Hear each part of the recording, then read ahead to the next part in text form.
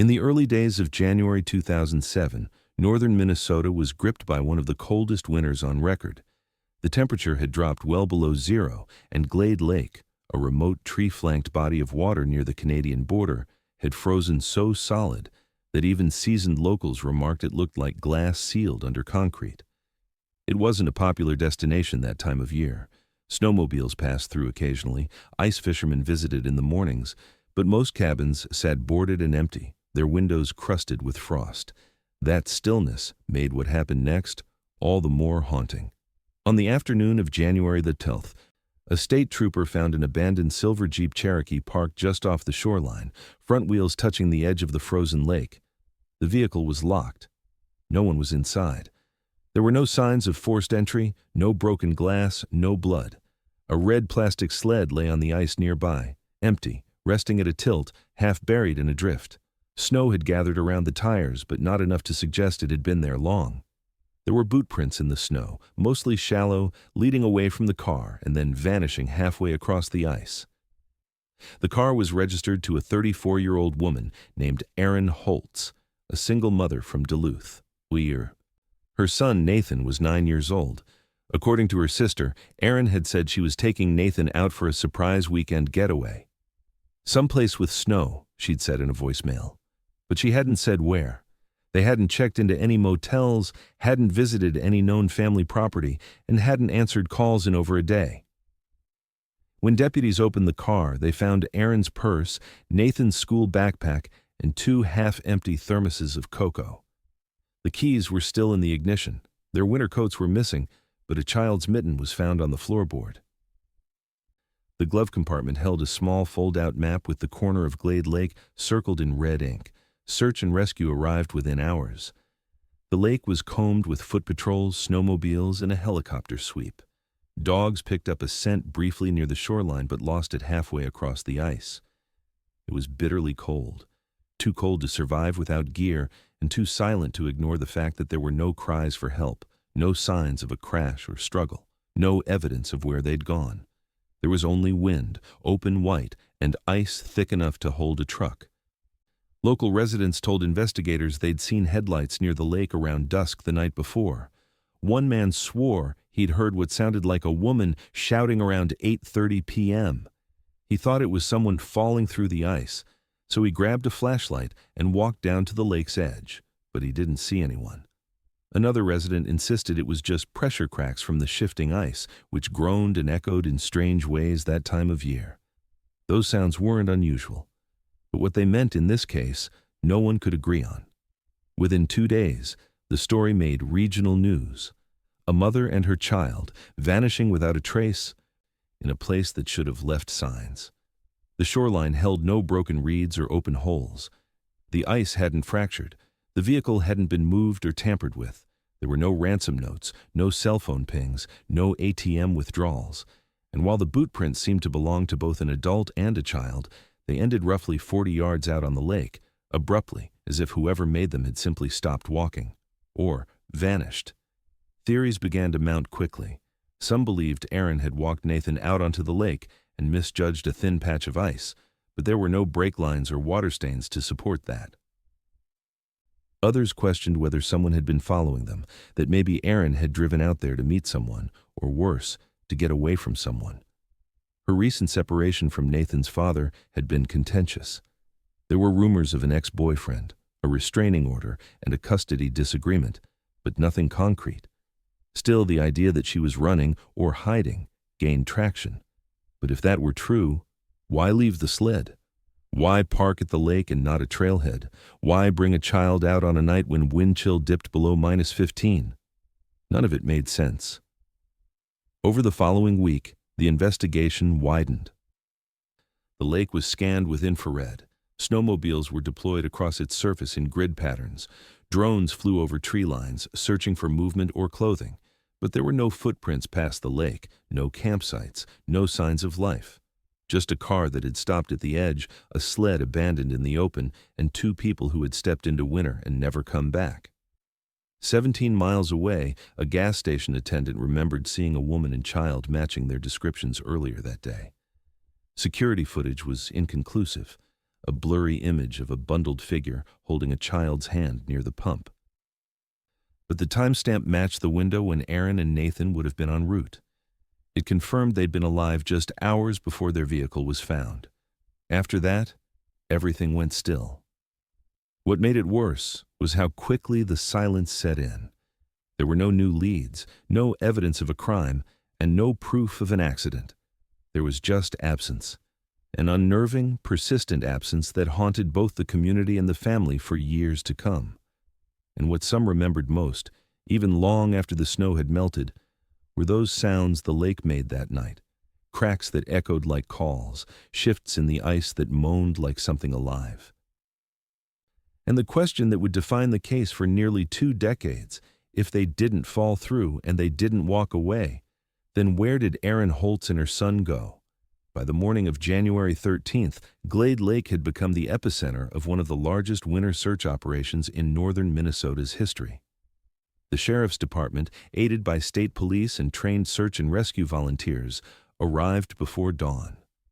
Wind chill hovered around -20, and visibility was low, but the team began with a tight perimeter sweep around the vehicle and sled, hoping to locate even the smallest sign, footprints, fabric, blood, any disturbed snow that might point to where Erin Holtz and her son Nathan had gone. What they found instead raised more questions than it answered. A faint trail of boot prints led directly from the vehicle to the lake, following a diagonal line for nearly 40 yards. The snow around the prints was thin and partially windswept, but the impression of a larger boot alongside a smaller one was just visible. Beyond that, the trail simply ended. No turning back, no continuation across the ice, no divergence into the woods. It stopped mid-lake like a sentence cut off before the last word. Deputies flagged the area and called in aerial drones outfitted with thermal cameras, hoping the bitter cold hadn't yet extinguished any residual body heat. Nothing registered. Canines were brought in and picked up a scent from the vehicle, but lost it quickly once out on the ice. A few circled frantically near the same location where the boot prints ended, whining, confused. Others simply sat down and waited. As noon approached, the ice groaned beneath the team's weight. According to the Department of Natural Resources, it was unusually thick that year, more than 20 inches at the lake's center, enough to support snowmobiles, vehicles, even small cabins. There were no visible fractures, no holes, no signs of a breakthrough event. But ice was unpredictable, especially in deep spring-fed lakes like Glade. Some suspected a hidden current might have caused a localized melt. Still, when sonar was deployed that afternoon, the return scans showed smooth, uninterrupted surface beneath the ice. No bodies, no submerged sleds, no clothing caught in weeds or reeds. It was clean. The following day, a dive team suited up to probe below the suspected drop site. It took nearly an hour to bore through the thick surface layer. Once through, divers were lowered slowly into the black, frigid water. Visibility was limited to a few feet. Nothing unusual appeared on camera. No disturbances in the sediment, no torn branches or fibers, no air bubbles or discoloration. It was like no one had ever been there. Investigators took another pass through Erin's vehicle, looking for missed evidence. A note, a map, any kind of personal item that might offer insight into what she'd planned that night. They re-examined the red ink on the fold-out map, the circle drawn precisely over the lake's western edge. It seemed too deliberate, too purposeful. But if this was a destination, not a random stop, then what exactly had she come here to do? Erin's sister told detectives Erin had grown increasingly paranoid in the weeks leading up to her disappearance. She talked about being watched, followed, that someone was waiting to take Nathan. There had been no formal report of threats, but she'd asked her sister to hold on to a few important papers, just in case. No one had read them, until now.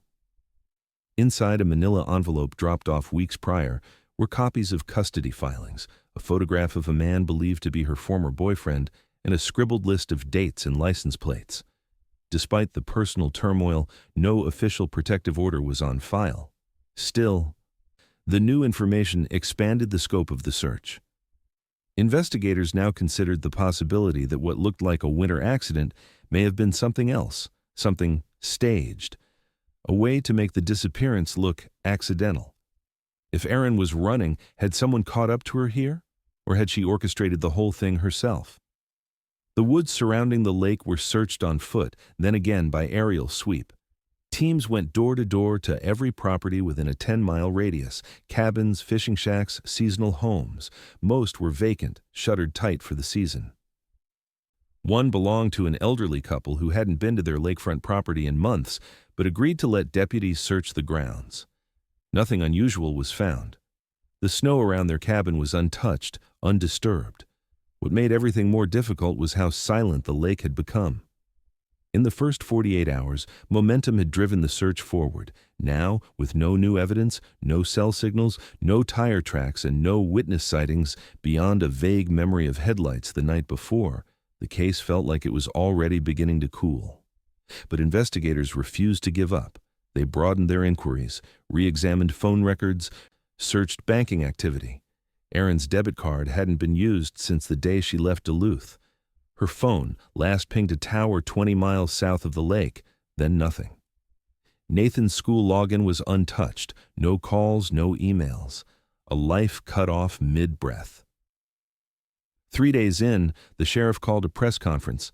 He explained the situation clearly. No foul play could be confirmed, no accident could be ruled out. But the fact that the only trail, those boot prints, led out and not back and ended so abruptly, made this unlike any case they'd seen. "They went out," he said, "but didn't come back. That's where we are." Despite expanding the grid, nothing new turned up. No new footprints, no sign of wildlife disturbance, no clues in the tree line, just that single set of prints slowly filling with snow. By the end of the week, the ice had thickened further, solidifying the lake into something impenetrable. And as temperatures dropped into the -30s, even the most determined teams began scaling back operations. Some thought Erin had taken her son out onto the lake intentionally, for reasons only she knew. Others whispered darker possibilities, that someone else had been waiting, that whatever happened wasn't random, that the clean disappearance meant it had been planned. But if that was true, one question remained. Why leave the car? Why leave the sled? Why leave the trail? The lake gave no answer. The prints faded. And for the second time that week, searchers stepped off the ice without finding anything that felt like the truth. In the absence of new evidence from the lake or woods, the investigation turned inward, to Erin Holtz herself. With search efforts yielding nothing, authorities began to examine the life she'd left behind, and almost immediately it became clear that whatever happened at Glade Lake didn't start there. The trouble had begun months earlier. Erin had been separated from her husband, Mark Holtz, for nearly a year at the time of her disappearance. The split was civil on the surface. No police reports, no restraining orders between them, but friends and family said there was more beneath it. Erin had moved with Nathan into a small rental duplex on the east side of Duluth. She worked at a dental clinic, picked Nathan up from school, paid bills on time. Nothing suggested she was unstable or planning to disappear. But she'd grown increasingly cautious, even paranoid, in the last 6 months of her life. A week before she vanished, Erin had gone to her sister's house with a manila envelope and a strange request. "Keep this safe," she said, "just in case something happens." Inside were documents she never explained, copies of court filings, photos, and a typed letter she hadn't mailed. At the time, it had seemed overly cautious. In hindsight, it looked more like a warning. The court filings revealed Erin was preparing to petition for full custody of Nathan. Mark, the boy's father, had shared custody up to that point, and while there had been no allegations of abuse or negligence, Erin claimed that he was emotionally unstable and influenced by people who made her feel unsafe. Investigators pressed her family for details. One name kept coming up: Travis Dean. Travis had been Erin's boyfriend for just over a year following her separation. By most accounts, the relationship started fast and burned out hard. Friends described him as intense, possessive. Erin had mentioned more than once that she thought he was tracking her, showing up at places she hadn't told him she'd be, calling at strange hours, once even appearing at Nathan's school pickup. She filed for a temporary restraining order in late October, just under 3 months before she vanished. It had been granted for 30 days and wasn't renewed. When questioned, Travis said they'd simply had a bad breakup. He denied any harassment and claimed Erin had overreacted. He hadn't seen her in weeks, he said, and was shocked to hear she was missing. His alibi for January 12th was that he'd been home in Grand Rapids watching a hockey game. No one could verify it. He lived alone. Police ran Travis's name through databases. No outstanding warrants, no history of violence, just a few traffic citations. But that didn't erase the red flags. And it didn't explain why Erin had felt unsafe enough to request court protection. She hadn't told her family where she was going that weekend, hadn't booked a hotel, hadn't packed anything more than a day bag for Nathan. It looked impulsive, last minute, but also calculated, as if she was moving quickly to avoid being followed. The theory gained traction. Maybe Erin had planned to run. Maybe she had cash hidden, a vehicle stashed somewhere, fake documents. But the evidence didn't support it. Her bank account hadn't been touched, no large withdrawals, no flagged transactions. Her credit cards were unused. Her phone went dark the night she disappeared, and there were no gas receipts or CCTV footage placing her anywhere but the gas station on Route 11. If she ran without resources, and that didn't fit the Erin everyone knew. Her phone history was examined. The last outgoing call had been to her sister at 2:08 p.m. on January 12th, a brief routine check-in. No missed calls after that, no unusual texts. Investigators subpoenaed cell tower records and found nothing beyond the last ping southwest of Glade Lake. Travis's number hadn't contacted her in weeks, and Mark's calls were normal, mostly about school drop-offs and weekend plans. Detectives also examined her search history. In the days leading up to her disappearance, Erin had looked up state park cabins, snowmobile rentals, and directions to a handful of lakes across the northern region. Glade Lake wasn't on the list. It was circled on a physical map, yes, but it had never appeared in her digital footprint. That detail unsettled investigators. It meant the destination may not have been planned online, or perhaps it wasn't her plan at all. Then there was the backpack. When the Jeep was processed, Nathan's school bag was found in the back seat, zipped shut.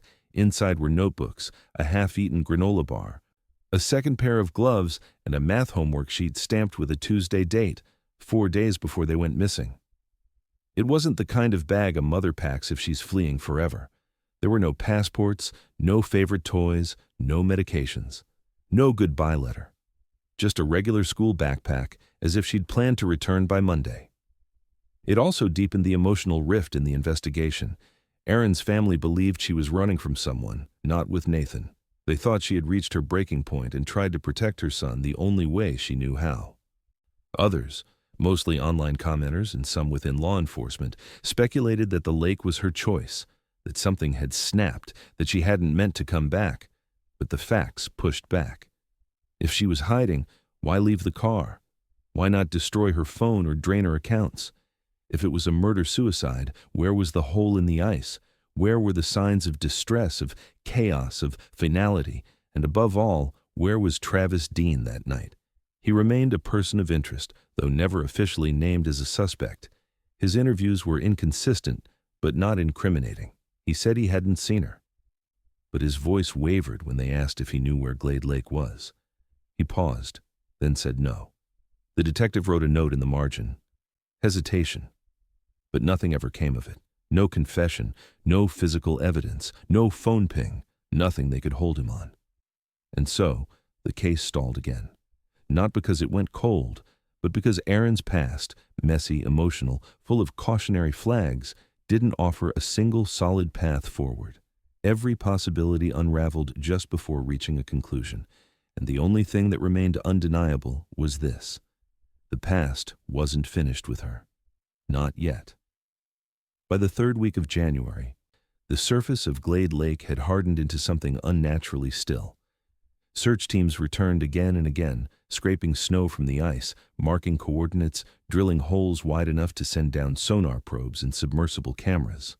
The operation had become surgical, grid-by-grid sweeps across the most probable zones based on wind drift, thermal charts, and terrain modeling. They drilled deeper, dropped weighted lines, and deployed divers in full thermal gear. But Glade Lake gave nothing back. Divers reported zero visibility under the surface. Silt and sediment had settled in a thick layer at the bottom, stirred only slightly by their movement. Fish swam undisturbed. No torn fabric, no drag marks, no sign of a vehicle or snowmobile. They expected something, anything, to break the silence. But every time the dive team surfaced, their faces said the same thing before their mouths did.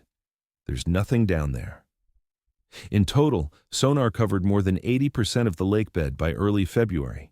The equipment was state-of-the-art: pulse imaging, side-scan radar, sub-bottom profiling.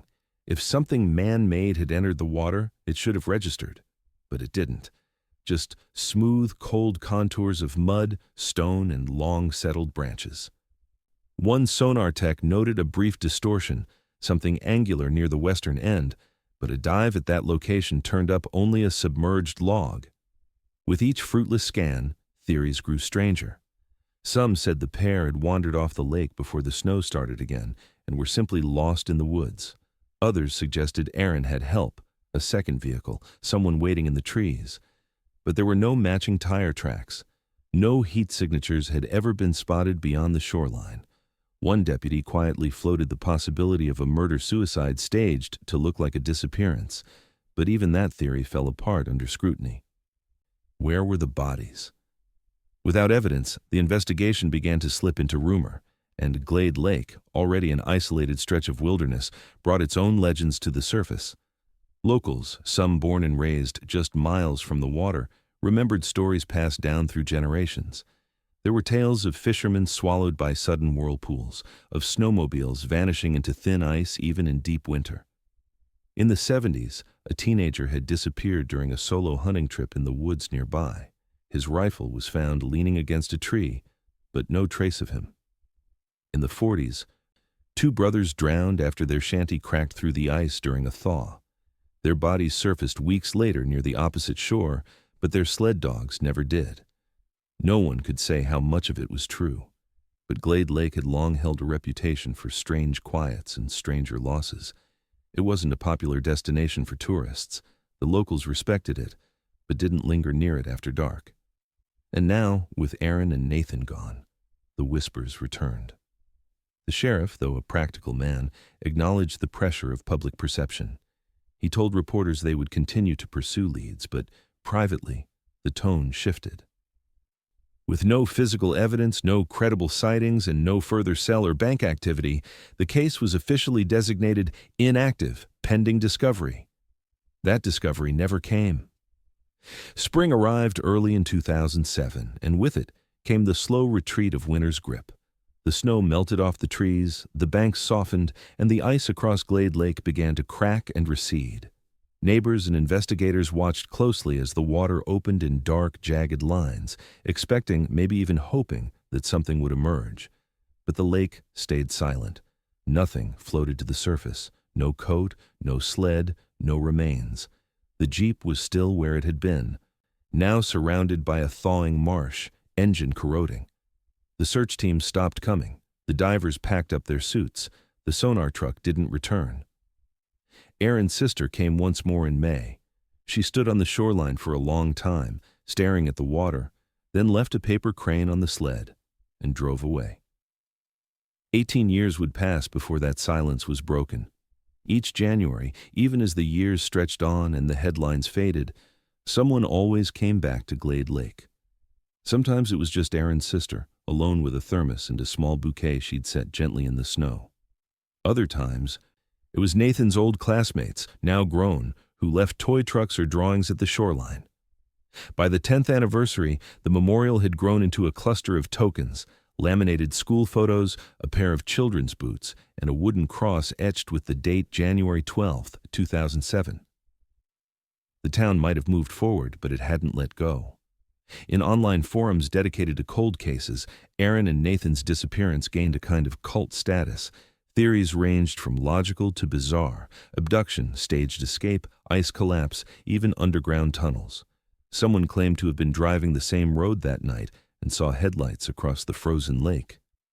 Another insisted the ex-boyfriend, Travis Dean, had confessed at a bar in Grand Rapids but died before they could report it.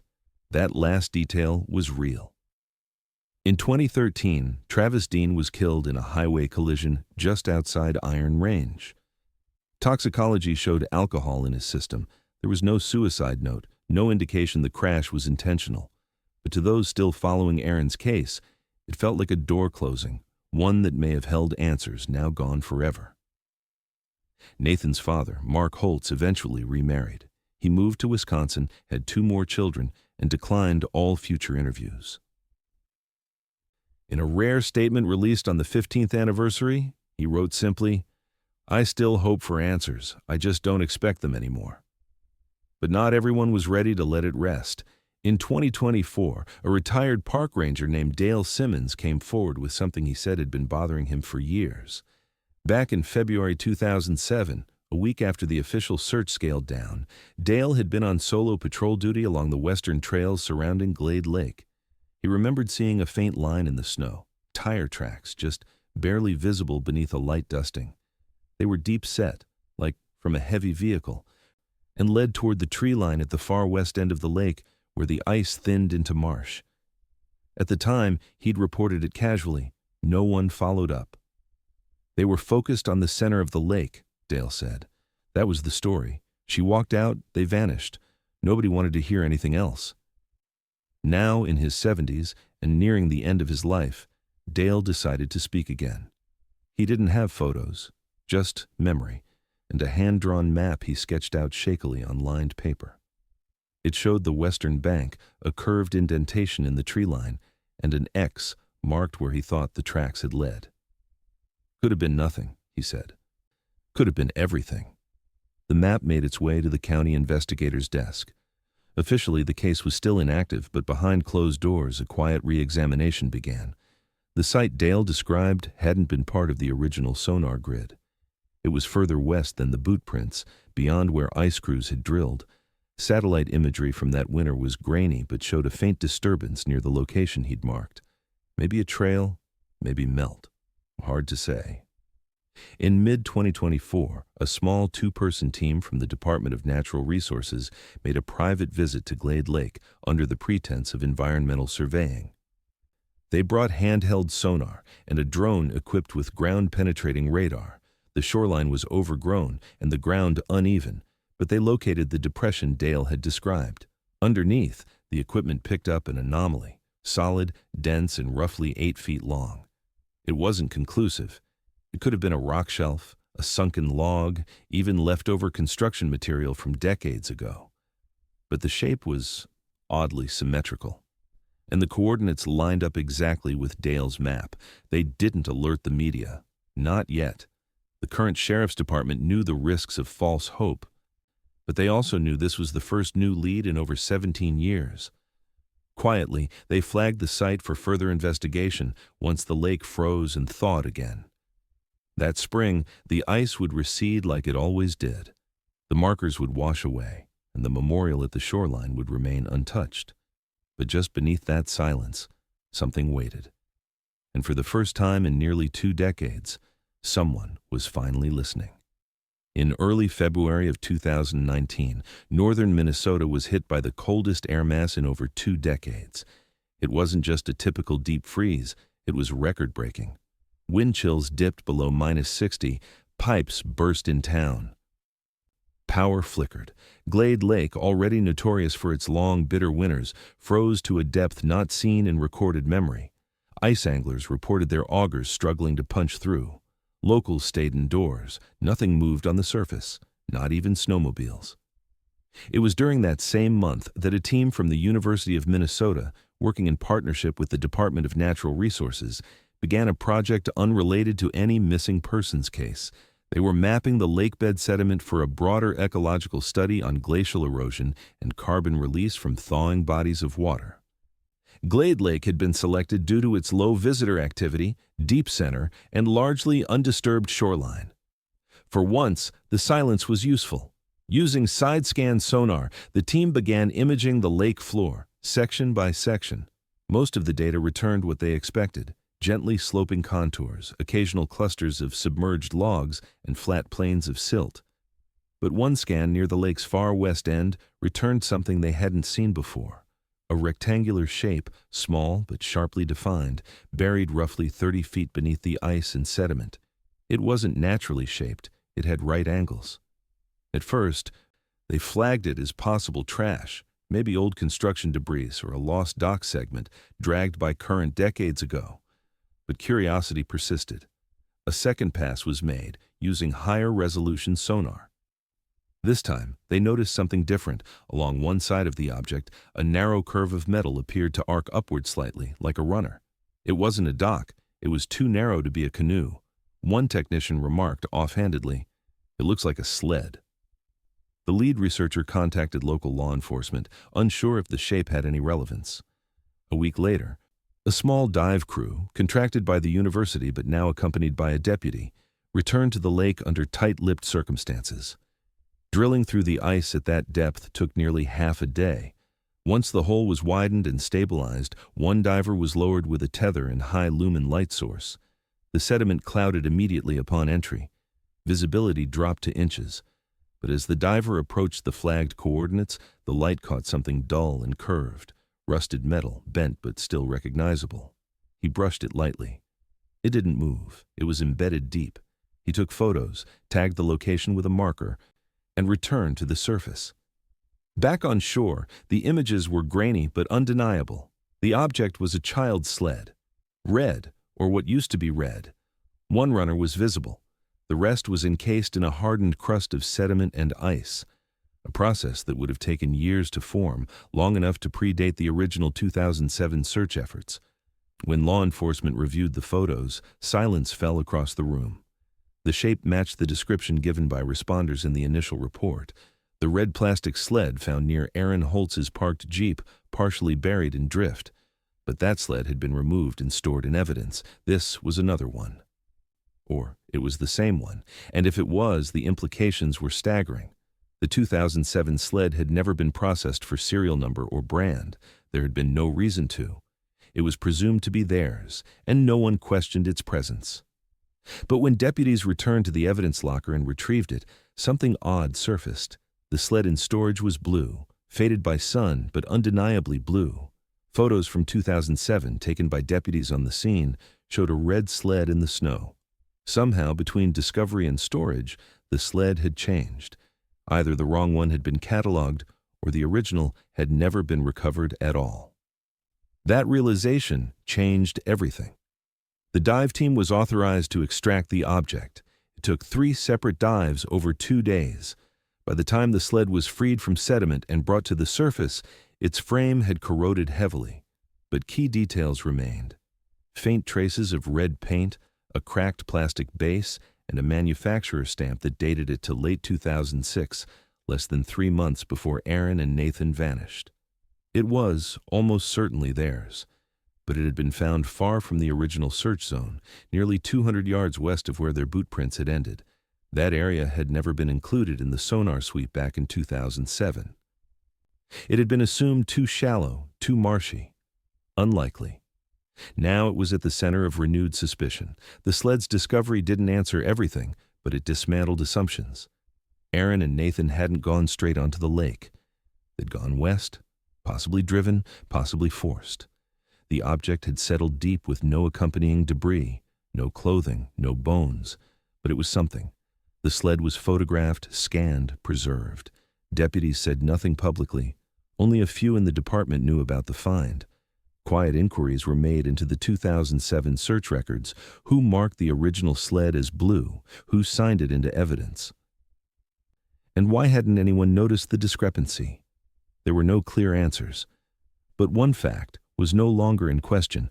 Something had been missed. And if the sled had been there all along, buried under years of ice and silence, what else might the lake still be hiding?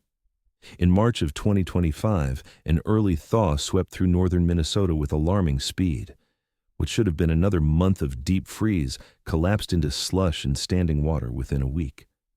Locals watched with unease as the familiar shell of ice across Glade Lake buckled and retreated, leaving long, splintering cracks that widened by the hour.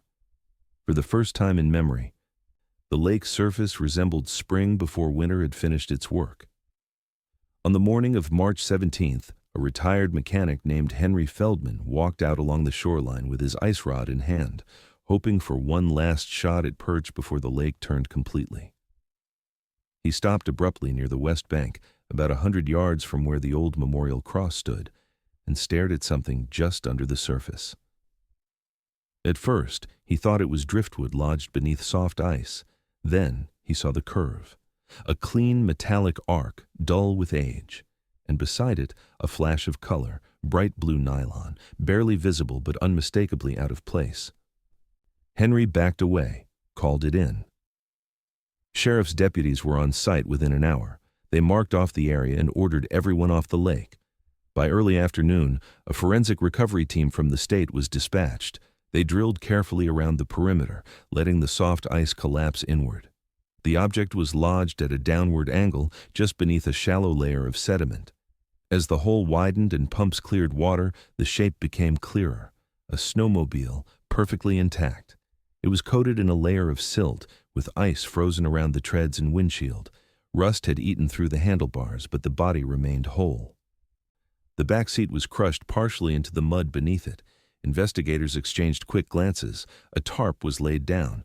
The vehicle was rigged with supports, then hoisted out slowly. What followed was silence. Beneath the snowmobile, pressed into the silt as though it had landed on top of them, were human remains. Skeletal, but clothed. One figure was clearly larger, possibly an adult. The other was smaller, curled inward. Both were wearing winter gear consistent with 2000s-era outdoor clothing. Nylon snow pants, fleece gloves, one worn-out backpack strap still looped through the smaller figure's arm. The zipper pull was shaped like a small plastic dinosaur. The news didn't break publicly for another week. Preliminary analysis from the county coroner confirmed what many had suspected. The remains matched the general profile for Erin Holtz and her son, Nathan. Dental records would later confirm the ID. Clothing fragments matched descriptions given by family members. The time of death was placed somewhere within 48 hours of their disappearance in January 2007. They had been under the ice the entire time. The snowmobile was traced back to a private rental shop that no longer existed. The original owner had died, and most of the paper records were gone. Still, a partial serial number recovered from the frame confirmed it was part of a fleet available for rent in early 2007, just a half-hour's drive from where Erin's Jeep had been found. The discovery shook the town. Some cried, some simply stared at the news as if reading fiction. For nearly 2 decades, Glade Lake had remained quiet, unyielding. Now, with the lake weakened and the earth warming in ways no one had anticipated, it had finally released something. Not a clue, not a theory. The truth. Photos weren't released to the public, but those who saw them spoke later, in private, about what was most unsettling, not the remains but the positioning. The adult figure had fallen on her side, one arm outstretched. The smaller skeleton was facing her. They hadn't drowned in chaos, they hadn't fallen through ice. It looked like a collision, a landing, like they had come down fast, hard, and together. The recovery team flagged a second anomaly just a few feet away, metal fragments, possibly part of a broken ignition housing. Investigators began asking questions that had long been shelved. Where had the snowmobile come from? Why was it so far from where Erin's boot prints ended? And why had no one searched that area back then? The site matched almost exactly the location on Dale Simmons's crude 2024 map, the one marked with an X, the place where he said he saw tire tracks in the snow 18 years earlier. At the time, it had been dismissed. Too far west, too shallow, not worth the dive. But the thaw had changed that. Now, everything shifted. This wasn't a simple disappearance. This wasn't someone walking out onto the ice. It was something faster, more deliberate, something with a machine and momentum, and a crash. And even before the forensics came back, those closest to the case felt it in their bones. Whatever had happened on Glade Lake that night hadn't been an accident. Not entirely. And the snowmobile that had stayed buried all these years? It wasn't Erin's. She didn't own one. She didn't rent one. Someone else did. The snowmobile was brought into a secure facility in Duluth less than 24 hours after its recovery.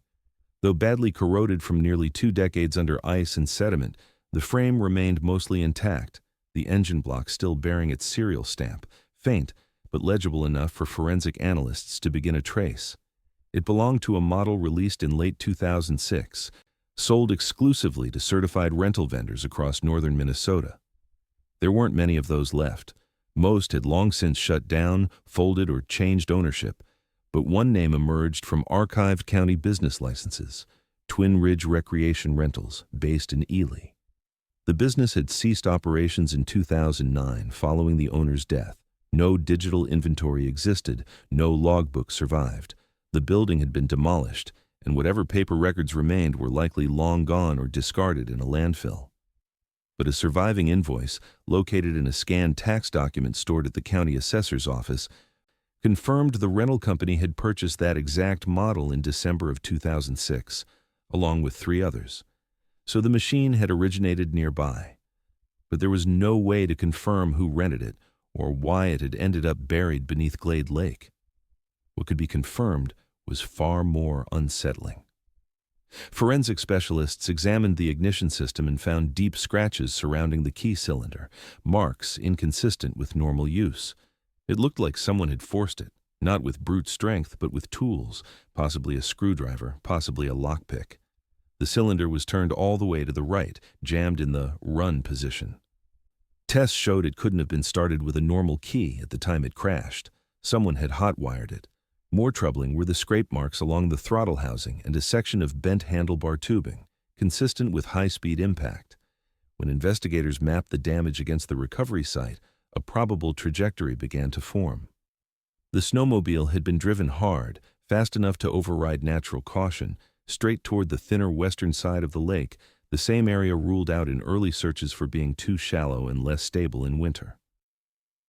Aaron's remains were confirmed through dental records and healed fracture patterns from a previous car accident. Nathan's ID came shortly after, through mitochondrial DNA from his baby teeth kept in an old family envelope. The skeletal positions suggested a collision, not a slow fall through thinning ice, but a sudden crash followed by immediate submersion.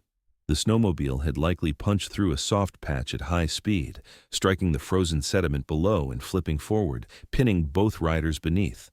There were no defensive injuries, no evidence of struggle, no broken arms, no bruising consistent with physical restraint. Just the trauma of impact and the silent decay of time. But for all the physical detail, one central question remained unanswered. Who had been driving? The idea that Aaron had stolen or hot-wired a snowmobile was difficult to believe. Friends and family said she had no experience with them. She was cautious, sometimes excessively so. Her sister called the very idea of her operating a snowmobile on a frozen lake absurd. She didn't like risk. She didn't speed. She had once driven 15 miles out of her way to avoid a slushy highway exit. Investigators considered the possibility that she hadn't been driving at all. Maybe she was a passenger. Maybe someone else had forced her onto that machine, under threat or in desperation. Maybe she'd been trying to escape. Maybe she'd been taken there. But if that was true, why hadn't her body shown signs of restraint? Why hadn't she fought? There was another possibility, one no one wanted to say out loud, that she'd panicked, that in a moment of fear, real or perceived, she took control of something she didn't fully understand and tried to flee, and in doing so, made a fatal error. But that theory rested on assumptions no one could prove. There were no witnesses, no video, no final message left behind. Just the mechanical truth. Someone had taken a snowmobile, forced it into operation, and ridden it to the most unstable part of the lake at a speed fast enough to break through one of the thickest ice sheets in years. There was one more detail. In the left footwell, lodged under decades of rust and mud, investigators recovered a partial boot tread pressed into the old foam liner.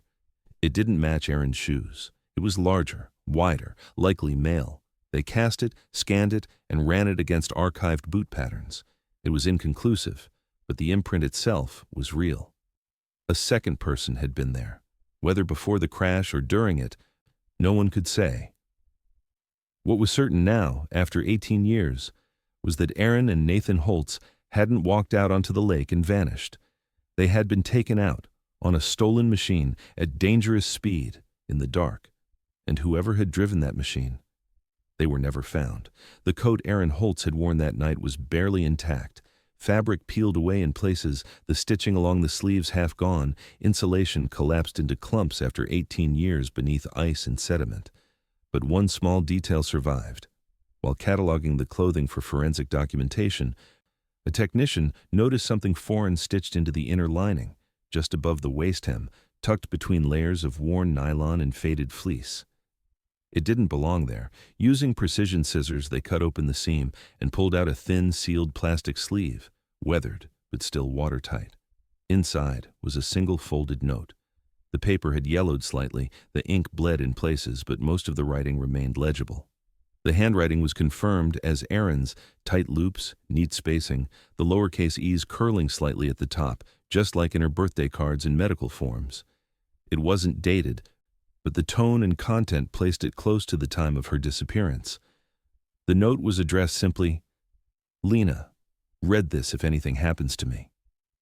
What followed wasn't dramatic, it wasn't even long, but it was raw, honest, and it filled in some of the silence that had haunted the case. Erin wrote about feeling watched, not in the general sense but in specific detail. Cars she didn't recognize parked near her duplex. A man in a blue hoodie outside Nathan's school one afternoon, standing just long enough to unsettle her before disappearing. Calls with no voice, voicemails with only breathing. She didn't name Travis Dean directly, but the implication was clear. "He's not gone," she wrote. "He just got smarter." She mentioned the custody process, how Mark, her ex-husband, wasn't the danger, but wasn't helping either. "He doesn't see it, doesn't believe me, thinks I'm trying to win the case with fear." She admitted she'd considered disappearing, if only to give Nathan a clean slate. Not forever. Just long enough to stop looking over her shoulder. "There's a cabin," she wrote. "Dad's old friend's place up near Kettle Ridge. It's been empty for years. I don't think anyone would think to look there." But in the next lines, her tone shifted. There was hesitation, doubt. "I'm not sure we'll make it that far." Erin described feeling like someone was always a few steps behind, that her plans weren't secret anymore, that something about the last few days had felt wrong, doors unlocked when she swore she'd locked them, strange footprints outside the back steps, a voicemail erased before she heard it. She'd dismissed it as paranoia, but now she wasn't sure. "He knows I'm leaving," she wrote. "He wants to find us before I go." The last paragraph was written more hastily. The pen had dragged across the bottom edge of the page. Some of the words were smudged, but the intent was unmistakable. "If I don't show up. If we vanish. Please don't let them say I just ran. I was trying to keep him safe." She signed it with just her first name. No one had known about the note, not her sister, not the detectives. It wasn't a goodbye. It was a warning, the kind of thing you write when you're not sure if you're overreacting or preparing for the worst. It confirmed what many had suspected, but could never prove. Erin wasn't unstable. She was terrified. The discovery reignited tension within the department. Some investigators had always leaned toward the theory that Erin fled. Others had long believed she was running from someone. Now, both sides had a piece of evidence that didn't erase either theory, but pointed to a truth far more complex. She had been trying to run, but she hadn't been running blindly. She had a plan, a destination, and a reason. Yet something, or someone, had intercepted that plan. The note raised new questions. Who knew about the cabin? Who could have followed her? If she'd sensed she was being tracked, why take such a dangerous route across the lake? And why had she ended up on a snowmobile that wasn't hers? Answers didn't come easily. Travis Dean had been dead for over a decade, killed in a car crash. But the snowmobile didn't vanish on its own. It had to be transported, stored, brought to the lake. Someone had made a choice that night, maybe not murder, but certainly not innocence. The note was preserved, scanned, and quietly sealed into the official case file. Lena Holtz, Erin's sister, was given a copy. She read it alone, behind closed doors, and later said nothing publicly. But her actions spoke volumes. The following week, she returned to the lake for the first time in 5 years. She didn't bring flowers this time. She brought a frame, a hammer, and a brass plate with 6 words etched in clean block letters. She didn't run. She was hunted. By midsummer of 2025, the investigation reached its final phase. not through a confession or a witness, but through the slow and methodical reassembly of pieces that had remained scattered for 18 years. The recovered snowmobile was cleaned and preserved, each fragment scanned and digitally rendered for reconstruction. From corroded metal and plastic, a simulation was created, one that could replay the vehicle's final moments, angle by angle, pressure by pressure. The damage pattern told a clear story. The snowmobile had accelerated westward across the lake, turning slightly just before hitting the thinnest section of ice. There was no sign of braking. The throttle had been wide open, and then, impact. A downward force consistent with both speed and weight shift. The simulation showed it tipping nose first, flipping violently as it struck a shelf of submerged rock just beneath the surface. That's what shattered the machine. That's what pinned the bodies. But it was what they found on the handlebars that sealed the case.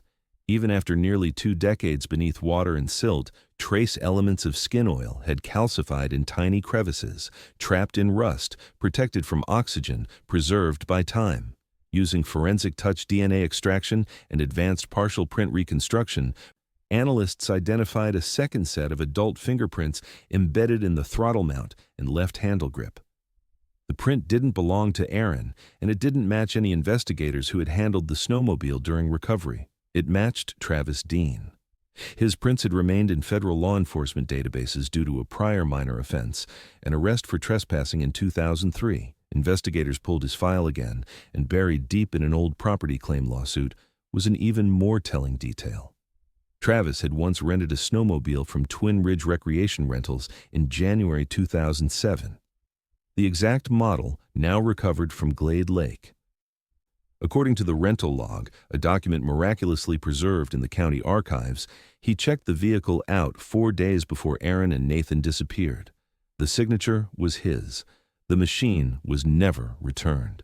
The business owner never reported it stolen. He died 2 years later in an unrelated hunting accident. The snowmobile had simply vanished. Until now. The pieces fit together, deliberately, horribly. Travis had followed her. Maybe not with a weapon, but with something just as dangerous. Control. He knew her routines, knew where she'd run. The note in her pocket confirmed she felt it, someone tracking her, someone watching. That fear hadn't been imagined, it had been real. He waited until she was alone. Maybe spotted her Jeep on the edge of the lake. Maybe approached under false pretense, a plea to talk, a lie about just wanting to see Nathan, or maybe it wasn't calm at all. Maybe it was shouting, threats, force. At some point, they ended up on the snowmobile. Whether she got on willingly, under pressure, or not at all, we'll never know. But Travis was driving. He was in control. He pushed the machine faster than the ice could hold. Whether it was recklessness or intent, the result was the same. They broke through, and he left them there. Travis Dean died in a car crash 6 years later. Toxicology showed he'd been drinking. No evidence ever tied him to Aaron's disappearance back then. No questions were asked, no charges filed. His death closed a door before anyone realized there had been one. But now, finally, the door was open again. The sheriff's department didn't hold a press conference. There were no TV crews, no breaking banners, just a quiet update to the case file, a formal closing summary, and a letter hand-delivered to Lena Holtz and Mark Holtz, confirming that the deaths of Aaron and Nathan Holtz were officially ruled a homicide and involuntary manslaughter, respectively. The perpetrator named posthumously Travis Dean. Glade Lake froze again that winter, as it always did.